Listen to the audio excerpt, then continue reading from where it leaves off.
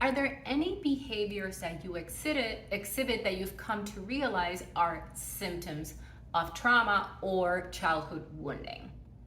I have recently seen some videos on YouTube where people were talking about their childhood trauma and some behaviors they have as an adult. And there's a couple of things that I haven't seen anybody mention, so I wanted to bring them up here. And one of those symptoms is hypervigilance. People that are what others may consider jumpy. People who, if they see or feel someone walking behind them, immediately they will look back or maybe even jump or feel a little bit scared or threatened.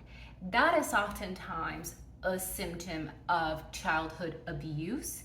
And it actually also can manifest in a lot of different ways. For example, people who walk into a room and immediately subconsciously scan the room for potential threats. And this can look like, for example, this is something that I did, and I think it's something that probably a lot of people of color can relate to, is when I still do this to this day, when I walk into a room, I immediately can tell without even my conscious awareness if I am the only person of color in that room.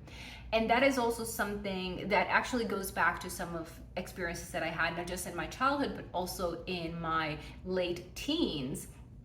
But also can happen, for example, with women, because what we are doing is subconsciously we're scanning our environments for threat. And yes, there's an aspect of that is survival, right? It's instinctual. But if you are constantly doing that and you are jumpy or constantly feeling maybe anxious about being different, that can be a sign of childhood trauma or childhood wounding.